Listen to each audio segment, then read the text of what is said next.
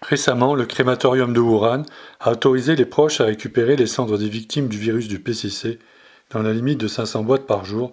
Cette décision a créé un doute sur le nombre de décès officiels. Une photo postée le 26 mars sur Internet montre de longues files d'attente devant le crématorium de Hankou à Wuhan.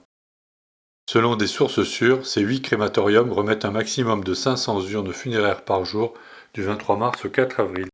Dans un reportage, le site chinois caixin.com montre Madame Liu Ping dans la file d'attente du crématorium de Hankou le 26 mars à 8 heures. Elle a dû patienter jusqu'à 14 heures pour récupérer les cendres de son père. En sortant, le chauffeur d'un camion lui a dit être là comme le jour précédent pour livrer plus de 2500 boîtes funéraires. Puis elle a vu une dizaine d'employés sortir du crématorium pour transférer les urnes dans une salle où étaient entreposées 7 rangées de 500 boîtes chacune. Ainsi, le crématorium de Hankou, à lui seul, a commandé 5000 urnes funéraires en 2 jours. Pour l'instant, nous ne savons pas combien d'incinérations par jour représentent ces 5000 urnes, mais nous pouvons affirmer que ce chiffre permet d'envisager de doubler le nombre officiel de décès dus au virus du PCC. Monsieur Nanfei Li, habitant de Chine continentale, a évalué sur son compte Twitter que 500 urnes par jour, du 23 mars au 4 avril, représentent 6500 urnes par crématorium de Wuhan. Le chiffre officiel de 2531 décès dus au virus du PCC est contredit par le nombre de boîtes funéraires utilisées. Si le nombre d'urnes utilisées est identique dans chacun des 8 crématoriums de Wuhan, alors le nombre de décès a dépassé les 50 000, soit 20 fois plus que le chiffre officiel.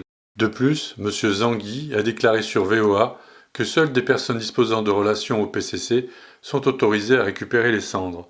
Pour les autres, la durée d'attente moyenne est de 6 mois ou dans le pire des cas, aucune information n'est donnée aux proches. D'après M. Zhang, un article écrit par les amis d'un professeur de l'hôpital Tongji circule sur le net. Il révèle que les membres de milliers de familles sont tous décédés et des dizaines de milliers d'orphelins sont livrés à eux-mêmes. Epoch Time avait divulgué que le crématorium de Wuhan opérait 24 heures sur 24 et incinérait jusqu'à 576 corps par jour.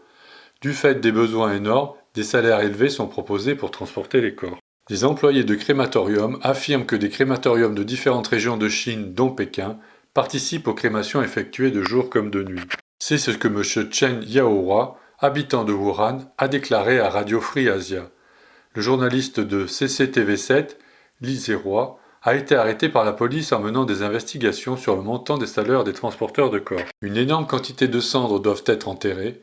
Les informations circulant sur le net montrent également une augmentation des enterrements et le prix des places de cimetières sont en hausse.